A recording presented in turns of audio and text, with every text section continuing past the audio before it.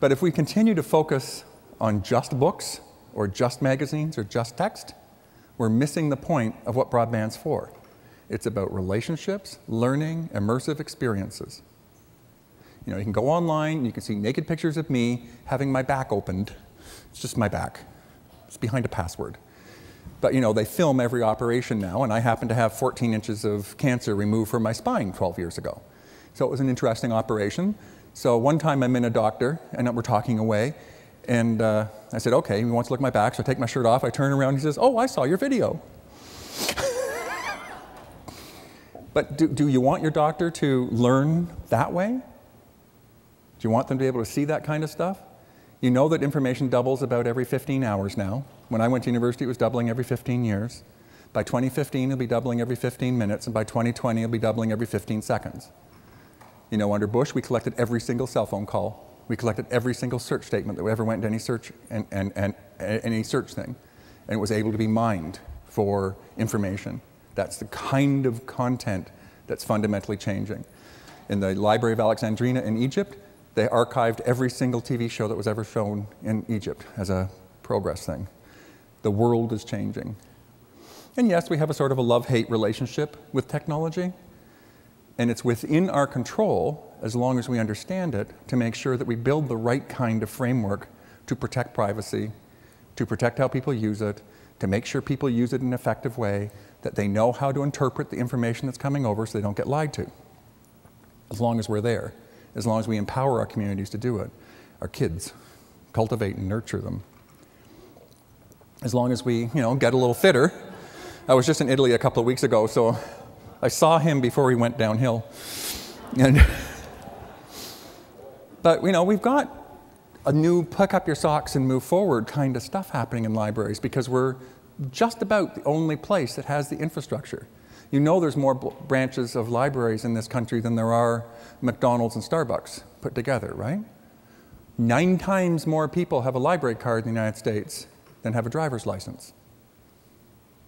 We are the ability to actually improve.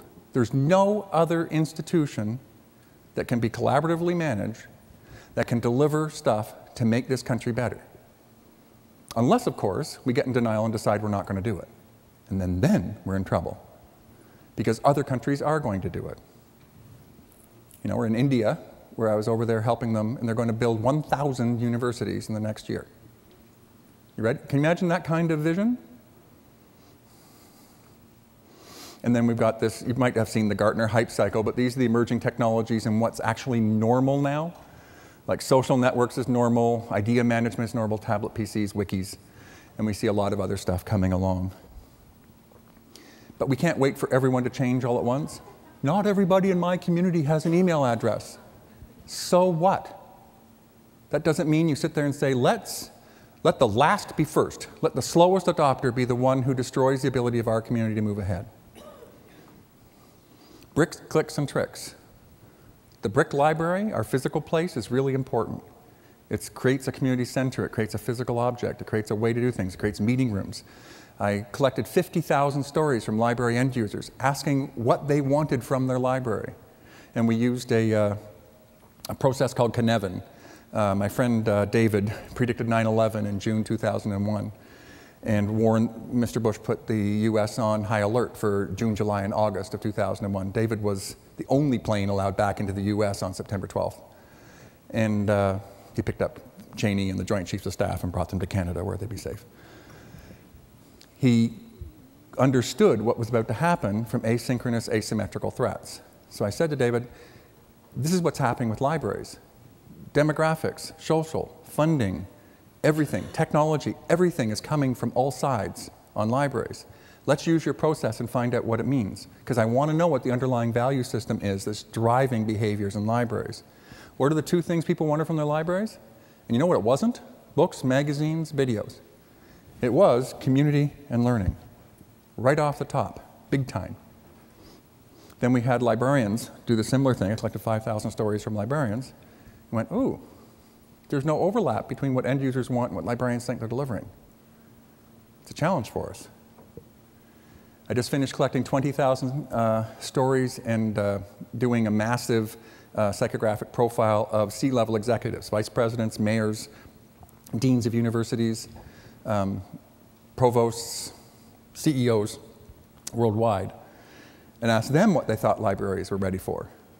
And they have a higher opinion of libraries than librarians do too. We are ready for a much bigger role in society. And part of it's driven by clicks, like all the electronic stuff we're doing. But the real issue is, how do we put our tricks into the public space? People don't know how to ask a question. Any librarian can tell you that. That's why we do reference interviews. I want a blue book. And we don't, or they come up to the library desk and say, do you have books? Duh, yeah. But we're nice enough, we don't say, yeah, duh. We say, oh, what kind of book? We're sweet about it, but really we know that in communication theory that they're saying, are you alert? Are you sentient? Can you understand what I'm saying? And then you respond and work through. And you improve the quality of their questions, which is what a core group of libraries do. We improve the quality of the questions, and we make sure they're getting into quality resources when they get there.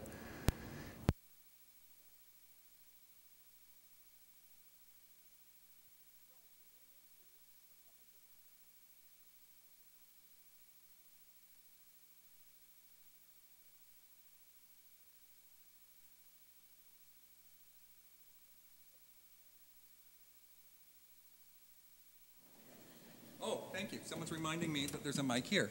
Hey, that'll work till he gets it fixed. So how do we get our tricks into the space? Can you answer questions from everybody no matter what time of day it is? In New Zealand, I put the entire country on, and they're on dial-up, from fishing villages all over the place. I put the, no pictures. This is how politicians get into trouble. So I put the entire country onto a system where we had every single school, every single student could call in from 3 o'clock to 7 o'clock every single day to where the libraries and the teachers would answer questions. And then we taught every librarian and every teacher how not to answer a question. Because the worst thing you can do for a kid in grade 6 is to answer their question. What's the population of China? You tell them. Are they any better for that? It's like saying 212 degrees. You know, in that context, you need to say to the kid, where do you think you're going to find an answer like that? And nowadays the kids say, I already know what the answer is. I looked it up on Google, but my teacher won't let me use that. Good, your teacher's doing a good job. You should be using Google to clarify and find some resources, and it's a pointer, but it's not a quality resource. Well, where else do you think you could look? Well, I looked it up on Wikipedia too, but she won't let me use that either.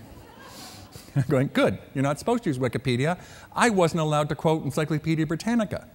You know, but realistically, Encyclopedia Britannica has 700,000 articles in English, and Wikipedia has 8 million. So what moron would only use Encyclopedia Britannica or a print resource? We say to the kid, okay, go to Wikipedia. She says, I can't use it. I'm going, no, I got a trick. Go to the bottom of the record. Okay, I went to the bottom of the page. What do you see there? Well, I see footnotes. What do you see in the footnotes? Okay, I see the CIA handbook.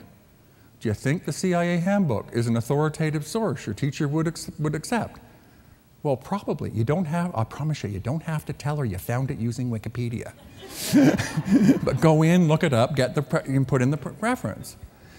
So do you think the kids in New Zealand are going to be more competitively enabled after asking hundreds of questions for their school career because those libraries stepped up to the plate in doing it? Or Chicago, where they put a teacher in every single library branch from 3 o'clock to 6 o'clock every day, 5 days a week, because they know what the teaching goals are as opposed to the information goals. And can we do that from home? Can we do that from dial-in? Can we make that kind of difference? And if I move over here, it's still working, yay. So those are the kind of tricks that we can introduce. And we can't build a totally build-it-yourself world, right? Imagine IKEA merging with General Motors. You all know IKEA, right? And if you know IKEA, you know that. You know, this is like a Google lie, right? You only need one tool to make this. Has anyone made a piece of IKEA furniture without using their foot as a tool or a hammer or something, right? Well, this is if IKEA merged with General Motors. There you go, we'll deliver that to your home. Now, you all know what's happening to the newspapers and magazines right across this country, right? They're tanked. There's been a 40% drop in advertising. In the last quarter, there was a 5% drop in internet advertising. So do you want everybody to have to organize their own news?